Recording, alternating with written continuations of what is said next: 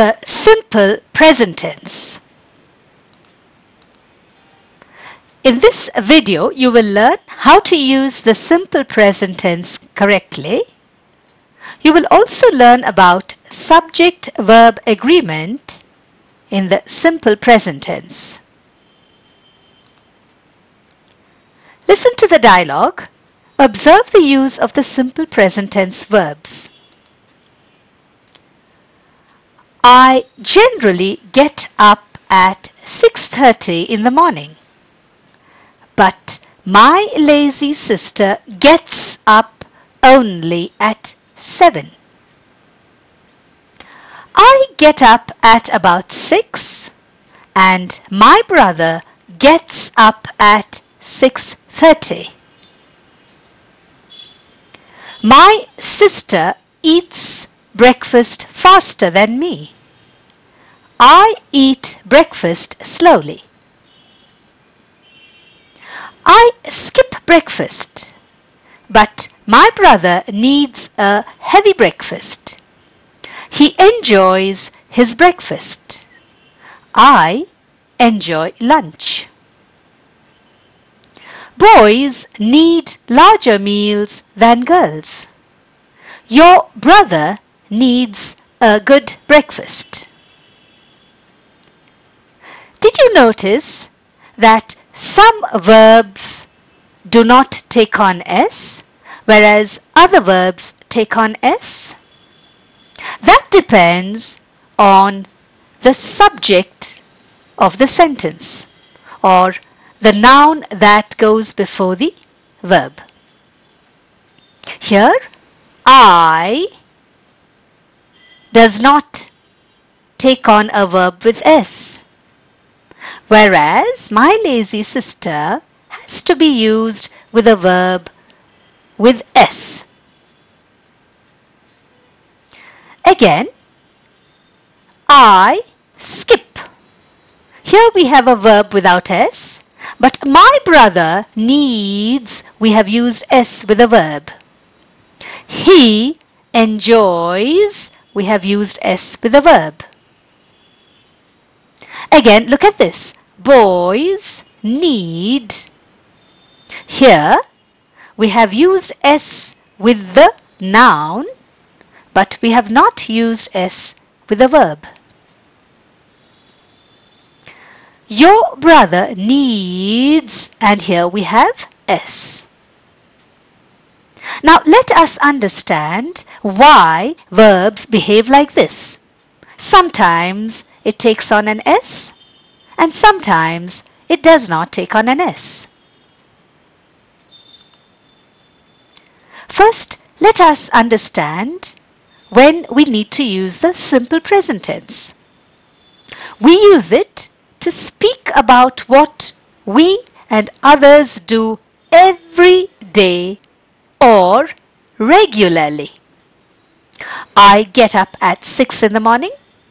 She calls up her brother on Sundays.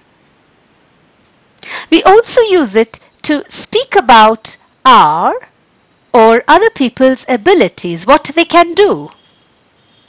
I draw well. He swims excellently. We also use it to speak about feelings, needs, likes, dislikes. I enjoy sleeping. My uncle hates noise. We use the simple present tense to speak about facts that don't change. The sun rises in the east. The people of UP speak Hindi. Zoologists study animals. Now, let us understand the concept of first, second and third person. Now, my subject, which I use with the verb, can either be in the first person or the second person or the third person. It could be singular, only one, or it could be plural, many. Now, the first person in my life is I. I am the most important person in my life.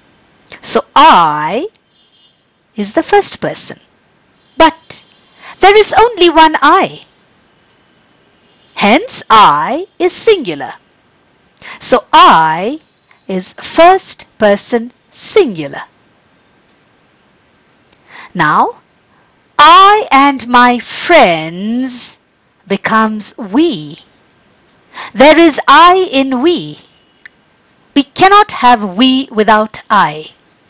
So we is still first person, but we is I and other people, so it is plural. So first person plural is we. First person singular is I. First person plural is we. Then we come to the second person. After I, there is you. You becomes second person. Now, I use the word you when I am referring to one single person. You come with me. Here I mean that one person, you, should come with me. But I could also be talking to a group of people and I could still use you. I could tell a class of students, you need to submit your assignments by Friday. I have used the word you to mean the entire class. So here you becomes a plural.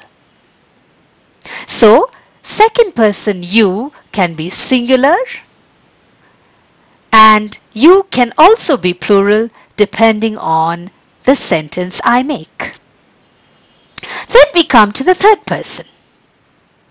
I and you talk about he and she. Third person.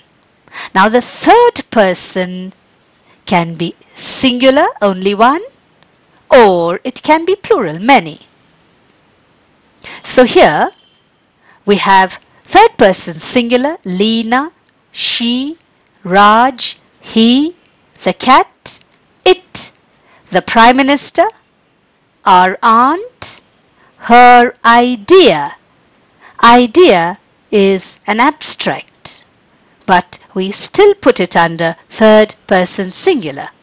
Your thought, an abstract. His dream, an abstract. My happiness, an abstract. The country's liberty, their company's security. All these would be classified as third person singular. Now we come to third person plural, many. Leena and her mother. Those girls. These students. They. The ministers. Our relatives. His dogs. My neighbors. His ideas. My thoughts. Your dreams.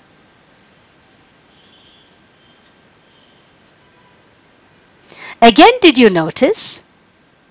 Ideas, thoughts, dreams are abstract, but we still classify them as third person. And this time it's plural because it is ideas, thoughts, dreams. Not one, but many. Now, when you are using the subject with a verb, you will find that the first person singular, first person plural, second person singular, and second person plural, and third person plural behave in a similar way. They take on the same kind of a verb. But the third person singular uses another kind of a verb. Verb plus S. Subject-Verb Agreement. With I, first person singular, we, first person plural, you, second person singular and plural, and they, third person plural, we use only the root verb. That is verb without S. So I say, I read, we like, you work, they live, we watch, you do, they have. But with third person singular, we need to use S with a root verb. So we say, he reads, she reads, it belongs, this boy likes, that girl works, that girl watches, this boy does, happiness does, freedom has, my idea has.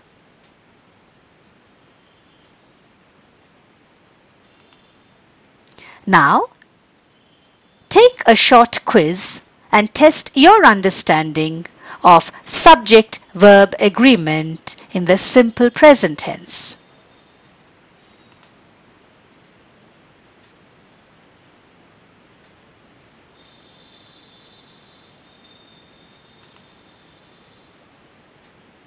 We read books often.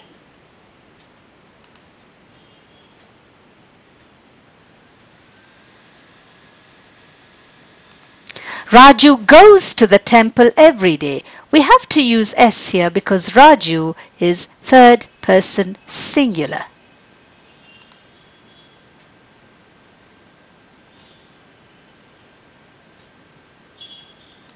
It usually rains in the evenings.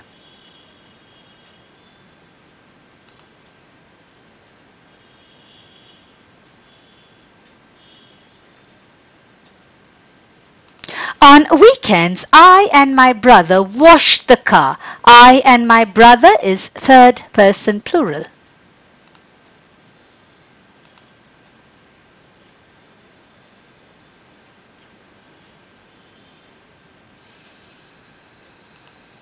Our cousins always listen to pop music. Our cousins, third person, plural, so we use listen.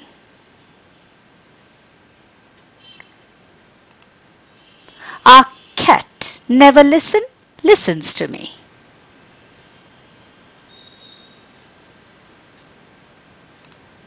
Our cat never listens to me.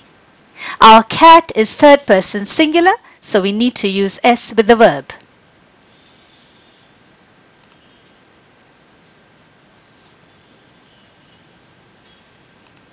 I want ice cream right now.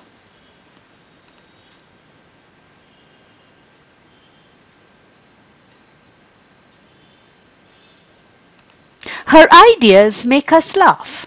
This is third person plural, so we do not use S with the verb.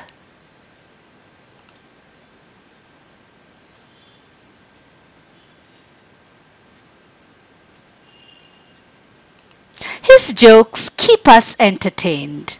Third person plural, we don't use S with the verb.